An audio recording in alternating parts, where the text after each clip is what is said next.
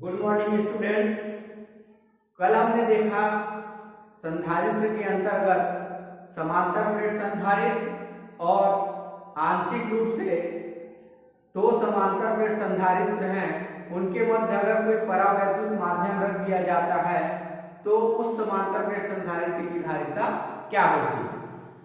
तो चलिए आज देखते हैं समांतर प्लेट संधारित्र से संबंधित कुछ आंकिक प्रश्न। तो चलिए स्टार्ट करते हैं। तो प्रश्न है, दो समांतर प्लेट संधारित्र में प्रत्येक का क्षेत्रफल 6×10⁻³ मीटर स्क्वायर है। यदि दोनों प्लेटों के बीच की दूरी 3 मिलीमीटर है तो परिणामी धारिता ज्ञात कीजिए। ठीक है, दो समांतर प्लेट संधारित्र दिया गया है, प्रत्येक प्लेट का क्षेत्रफल कितना दिया गया है 6×10⁻³ मीटर का स्क्वायर। क्षेत्रफल है इसलिए मीटर का स्क्वायर लगेगा और दूरी कितना दिया गया है 3 मिलीमीटर। तो आइए देखते हैं।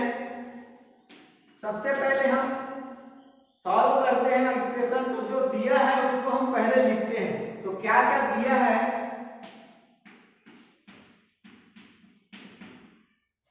क्षेत्रफल को दर्शाते हैं a से। तो a = 6 × 10⁻³ मीटर का स्क्वायर। ये हुआ। दूरी दिया है d = 3 मिलीमीटर। मिलीमीटर को सेंटीमीटर में बदलेंगे तो 10 का इसमें भाग होगा, ठीक है, और उसको मीटर में बदलेंगे तो 100 का भाग होगा, मतलब 10⁻³ मीटर। ये हो गया।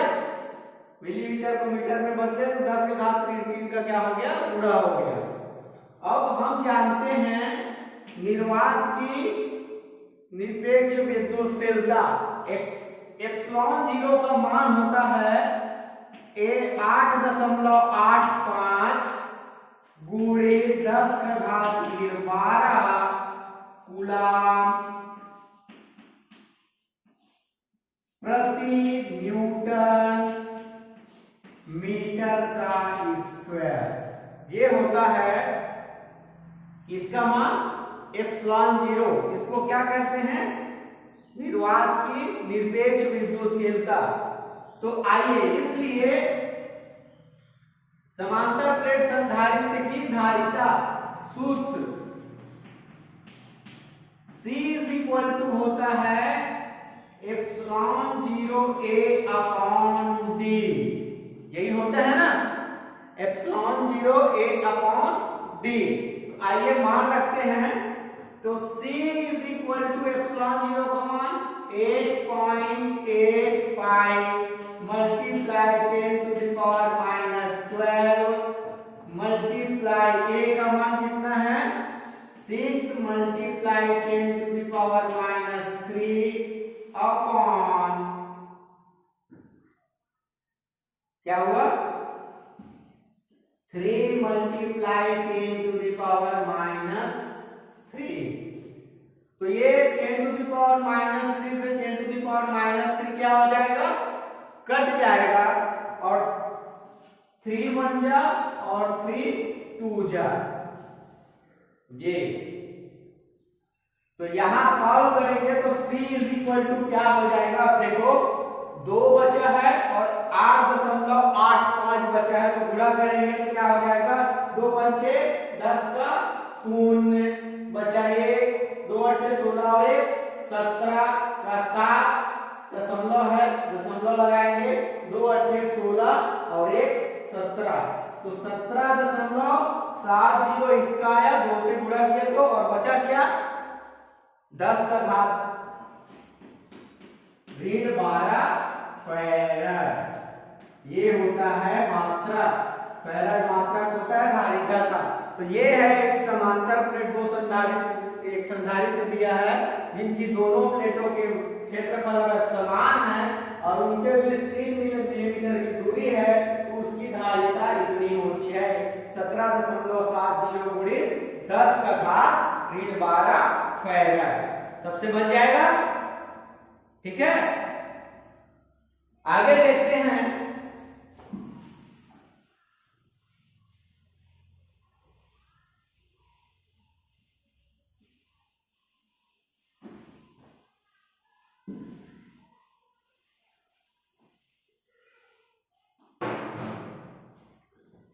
प्रश्न है, 1 फैराड धारिता वाले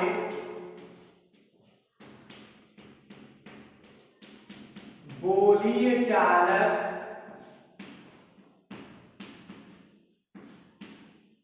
की त्रिज्या कितनी होगी? ये प्रश्न है, एक फैराड अगर किसी गोली चालक की धारिता है तो उसकी त्रिज्या का मान कितना होगा, ये हमको निकालना है। तो हल दिया है C = 8 फैराड, इसलिए सूत्र गोली चालक की धारिता का सूत्र होता है C = 4πε0r। हमको क्या निकालना है? त्रिज्या। तो यहां से क्या हो जाएगा? R = 1/4πε0 × C। ये अंश में है, तो अब छांतर करेंगे तो इधर आकर भाग हो जाएगा, क्योंकि गुणा के रूप में है। तो 1/4πε0 का मान कितना होता है? 9 × 10⁹ होता है ना। गुणित धारिता का मान कितना है? 1। तो ये क्या हुआ? 9 × 10⁹ मीटर। ये इसका त्रिज्या हो जाएगा, किसी गोली चालक की त्रिज्या। अगर हम इसको किलोमीटर में बदल दें तो घात 3 हट जाएगा, अर्थात भाग हो जाएगा। तो 9 × 10⁶ किलोमीटर। ये होगा किसी 1 फैराड धारिता वाले गोली चालक की त्रिज्या का मान। सबको समझ में आ गया? बन जाएगा। चलिए, ये तो हो गया आंकिक प्रश्न। अब देखते हैं संधारित्रों का संयोजन। जो संधारित्र हैं उनको संयोजित कैसे करते हैं? कभी कभी हमको कम धारिता वाले संधारित्र की आवश्यकता होती है, कभी कभी अधिक धारिता वाले संधारित्र की आवश्यकता होती है। इसके लिए क्या किया जाता है? एक से अधिक संधारित्रों को आपस में जोड़ा जाता है, उसी को कहा जाता है संधारित्रों का संयोजन या संधारित्रों का योग। तो संधारित्रों का संयोजन 2 प्रकार से किया जाता है, एक श्रेणी क्रम में और दूसरा समांतर क्रम में। तो आइए देखते हैं संधारित्रों का संयोजन श्रेणी क्रम में।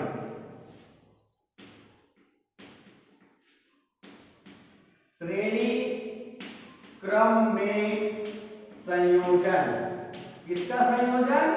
संधारित्रों का। तो इसमें क्या किया जाता है? पहले संधारित्र की दूसरी प्लेट का संबंध जो होता है दूसरे संधारित्र की पहली प्लेट से होता है। ये हमारा एक संधारित्र ये हो गया, ये दूसरा संधारित्र हो गया और ये तीसरा संधारित्र हो गया। तो इसमें क्या करते हैं? ये एक संधारित्र, ये दूसरा संधारित्र या तीसरा संधारित्र। तो पहली संधारित्र का दूसरा प्लेट, ये इसका संबंध किससे करते हैं? दूसरे संधारित्र के पहली प्लेट से करते हैं। दूसरे संधारित्र के दूसरी प्लेट का संबंध तीसरे संधारित्र की पहली प्लेट से करते हैं। इसी प्रकार से संयोजन करते जाते हैं और अंतिम संधारित्र के दूसरी प्लेट को किससे जोड़ दिया जाता है?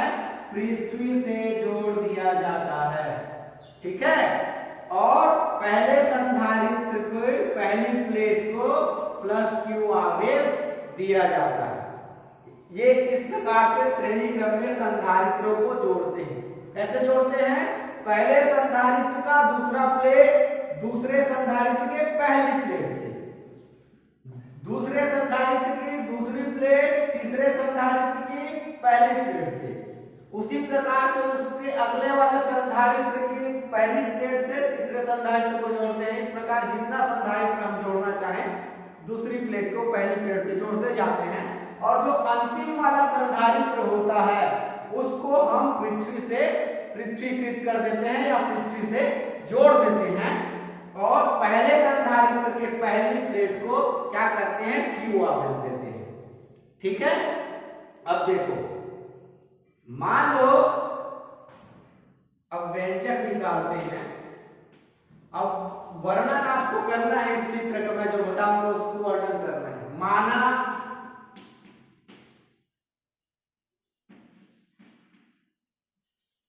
C1 C2 C3 धारिता वाले 3 संधारित्र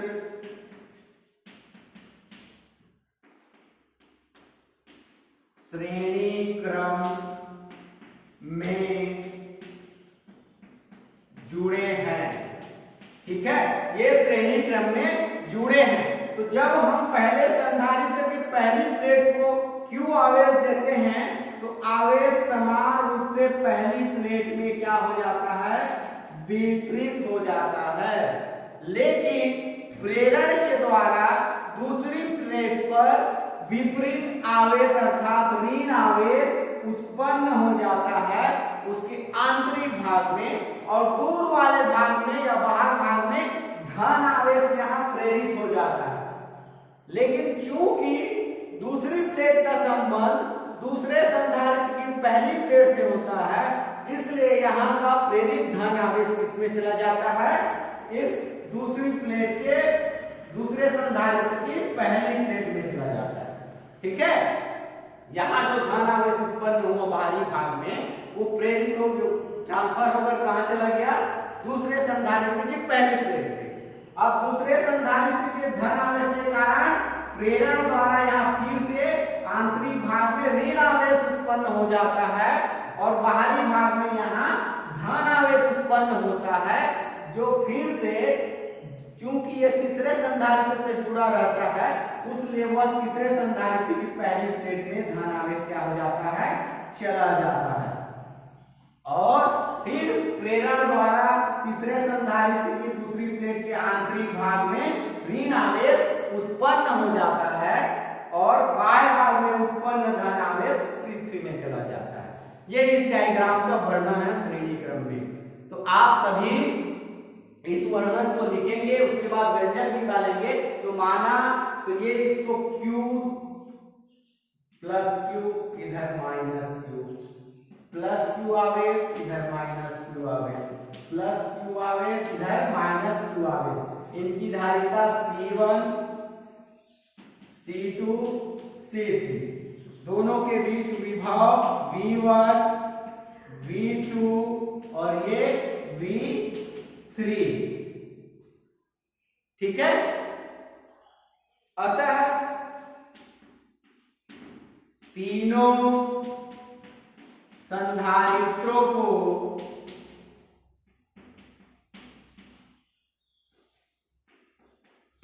Q आवेश देने पर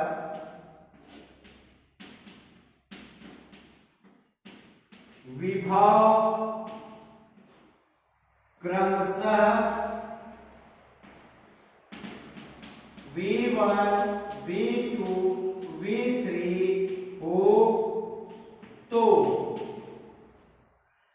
ठीक है, इसको Q आवेश दिए तो मान लो विभव क्या हो गया? V1 हो गया, V2 हो गया, V3 हो गया। इसलिए परिणामी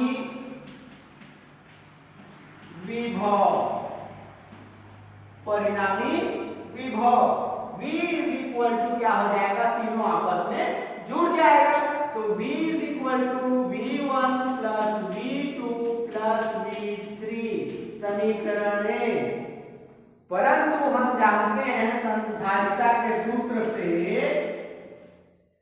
V इज इक्वल टू होता है, अर्थात V1 इज इक्वल टू होगा Q अपॉन C1। ये धारिता का सूत्र होता है ना, C equal to Q upon V होता है ना। तो इसको हम पक्षांतर करेंगे तो V का मान निकालेंगे तो V इधर आ जाएगा, C इधर आ जाएगा, तो वहीं से निकला है V2 is equal to Q upon C2, V3 is equal to Q upon C3। इन तीनों का मान समीकरण नंबर 1 में रखने पर, समीकरण 1 से, तो V इज इक्वल टू क्या आ जाएगा, Q upon C1 plus Q upon C2 plus Q upon C3।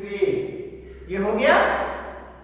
अब देखो सब में क्या है, Q कॉमन है, Q कॉमन है सब में, तो Q को हम क्या कर सकते हैं, कॉमन निकाल सकते हैं। इसलिए V इज इक्वल टू क्या हो गया, Q 1 upon C1 plus 1 upon C2 plus 1 upon C3। ये समीकरण नंबर 2। चूंकि धारिता के सूत्र से ये भी होता है V is equal to Q upon C, समीकरण नंबर 3 होता है ना, एक धारिता, ये देखो इससे, इसलिए समीकरण 2 व 3 से क्या हो जाएगा, ये दोनों आपस में इक्वल हो जाएंगे। तो Q upon C is equal to Q 1 upon C1 plus 1 upon C2 plus 1 upon C3। Q से Q कट जाएगा और क्या बचेगा, 1 upon C is equal to 1 upon C1 plus 1 upon C2 plus 1 upon C3। यही है संधारित्र का संयोजन श्रेणी क्रम में। श्रेणी क्रम में अगर 3 संधारित्र संयोजित है तब उसकी धारिता क्या होती है, 1 upon C is equal to 1 upon C1 plus 1 upon C2 plus 1 upon C3। ये सूत्र है और इससे हमको जो सवाल आएगा उसको हल करना है, ठीक है। ये बन जाएगा श्रेणी क्रम में संधारित्रों का संयोजन, ठीक है। किसी कोई डाउट?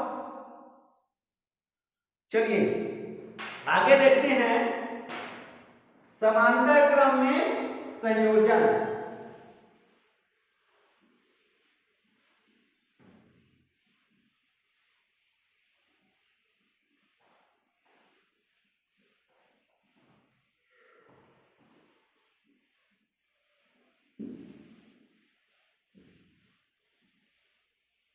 चित्र के हिसाब से वर्णन करना आना चाहिए। अगर चित्र आपसे बन गया तो वो डायग्राम का वर्णन आपसे बनेगा ही।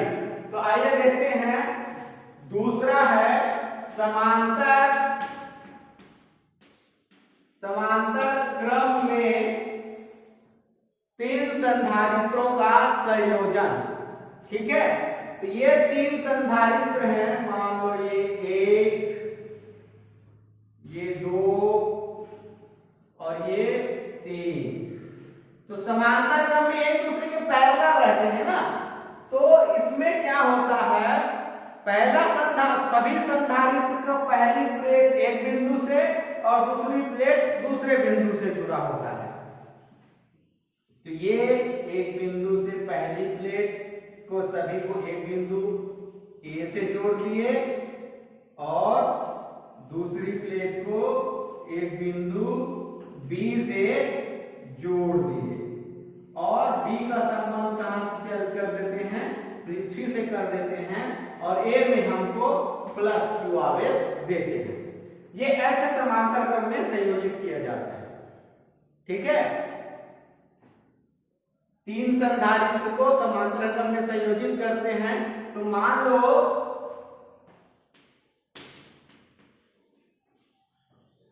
तीन संधारित्र हैं जिनकी धारिता क्या है, C1 C2 C3 है,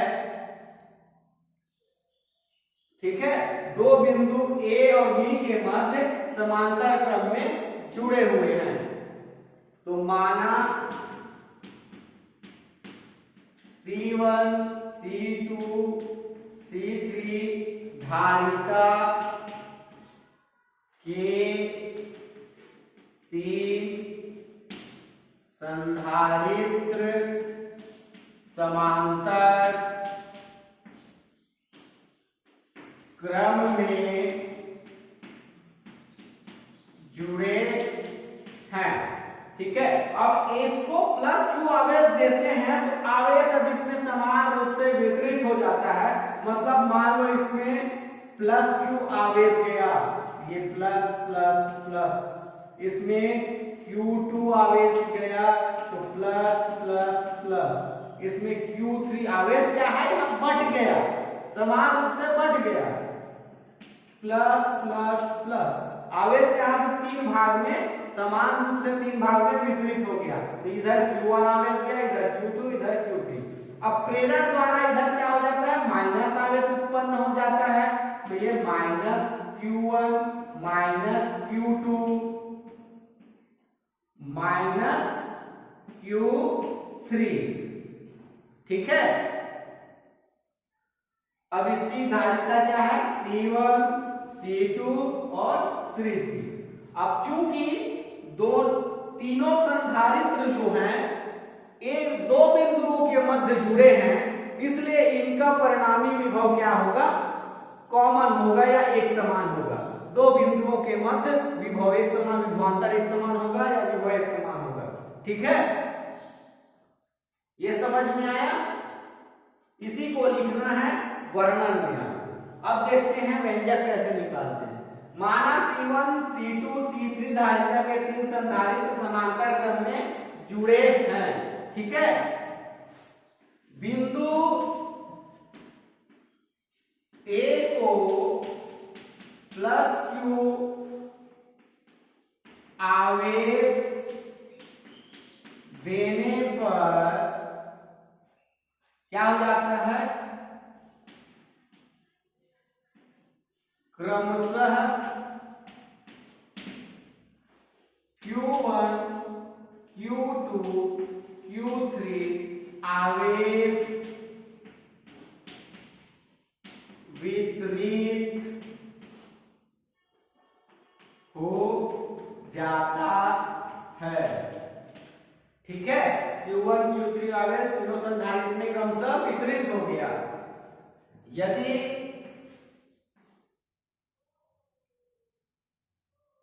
दोनों बिंदुओं के मध्य विभवांतर क्या है, V है, तो परिणामी आवेश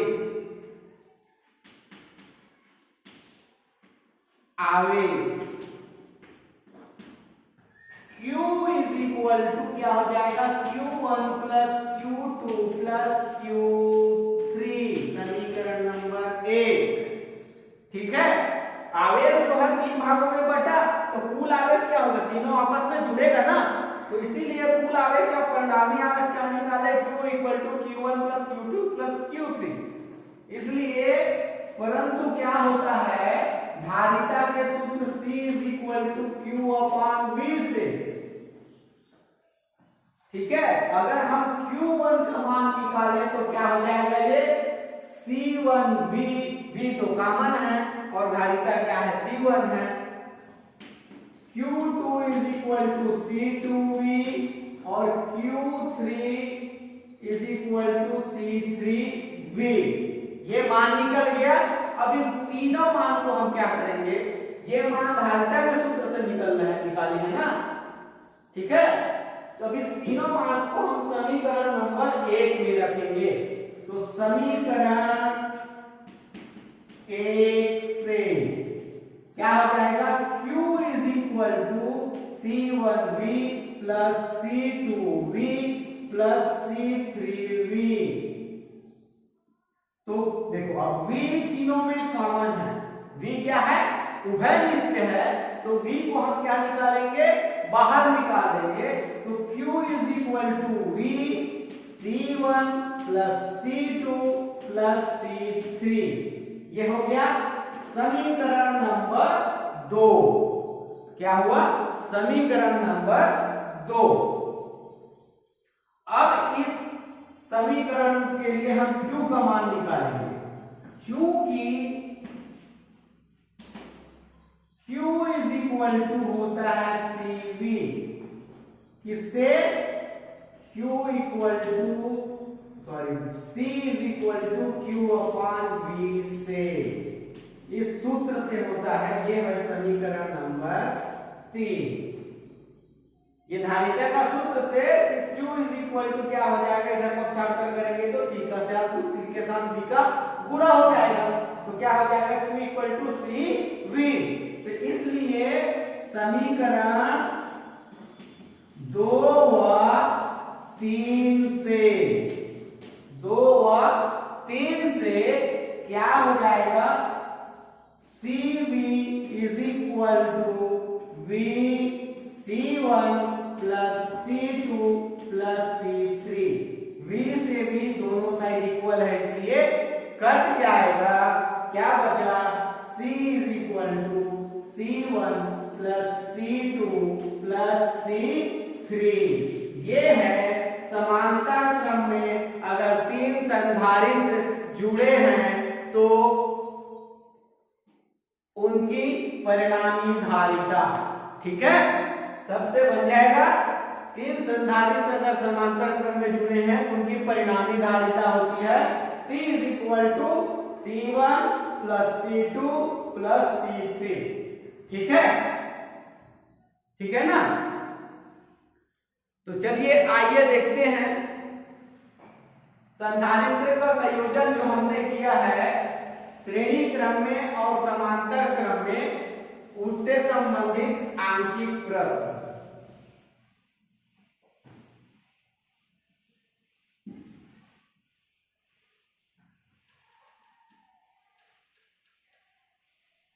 तो प्रश्न है, यदि 3 μF धारिता वाले 3 μF धारिता वाले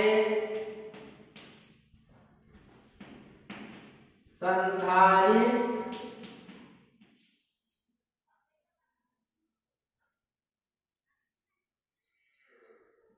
को किस प्रकार संयोजित करें कि अधिकतम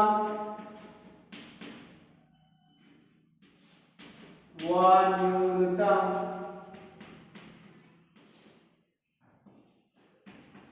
धारिता प्राप्त हो। ठीक है, 3 μF वाले धारिता वाले 3 संधारित्र को किस प्रकार संयोजित करें कि उनकी धारिता अधिकतम प्राप्त हो और न्यूनतम प्राप्त हो। तो संधारित्र अगर दिया है एक से अधिक तो हम कैसे संयोजित करते हैं, 2 विधि से, एक श्रेणी क्रम में और दूसरा समांतर क्रम में। तो हल देखते हैं, दिया है क्या, C1 is equal to 3 μF, 3 संधारित्र दिए है ना, तीनों का 3 μF है। C2 is equal to 3 μF और C3 is equal to 3 μF।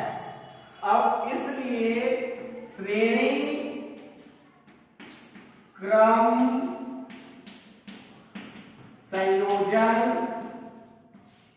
से क्या होता है, 1/C is equal to 1/C1 plus 1/C2 plus 1/C3। तो 1/C equal to 1/3 plus 1/3 plus 1/3। तीनों का क्या कर दिए, मान रख दिए। ये जो हमको दिया है 3 धारिता वाले 3 संधारित्र हैं, तो तीनों का मान रख दिए, तो लघुत्तम कॉमन निकलेगा। तो 1/c is equal to common लघुत्तम कितना हो गया 3, और ये तीनों आपस में जुड़ जाएगा 1 + 1 + 1 इज इक्वल टू क्या हो गया 3/3। तो कट गया 1 बार में, तो 1/c इज इक्वल टू 1/1, इसलिए हम तो धारिता c निकालेंगे। तो c इज इक्वल टू क्या हो जाएगा 1। ये है श्रेणी क्रम में संयोजित करने से मान कितना हुआ 1। अब देखते हैं समांतर क्रम संयोजन से। समांतर क्रम संयोजन से क्या होता है, c is equal to c1 plus c2 plus c3, यही होता है ना। तो मान रखें c इज इक्वल टू 3 + 3 + 3, तो c इज इक्वल टू कितना हो जाएगा 9μm। अर्थात अगर हम 3 μm धारिता वाले संधारित्रों को क्या करें, श्रेणी क्रम में जोड़े, तो उसकी धारिता न्यूनतम होगी, और अगर समांतर क्रम में जोड़े तो उसकी धारिता कितनी होगी, अधिकतम होगी। समझ में आया। हम सॉल्व करके देखें तब हमको पता चला किसमें धारिता अधिकतम होगी और किसमें धारिता न्यूनतम होगी। तो अगर हम इसको श्रेणी क्रम में जोड़ेंगे तो धारिता क्या होगी, न्यूनतम होगी, और अगर समांतर क्रम में जोड़े तो धारिता क्या होगी, अधिकतम होगी। ठीक है। अगर प्रश्न आया संयोजन से, संधारित्रों के संयोजन से, तो आप सभी से बनना चाहिए, फार्मूला याद होना चाहिए। समांतर क्रम संयोजन के लिए ये फार्मूला है और श्रेणी क्रम संयोजन के लिए ये फार्मूला है। ठीक है। आज के लिए इतना ही, धन्यवाद।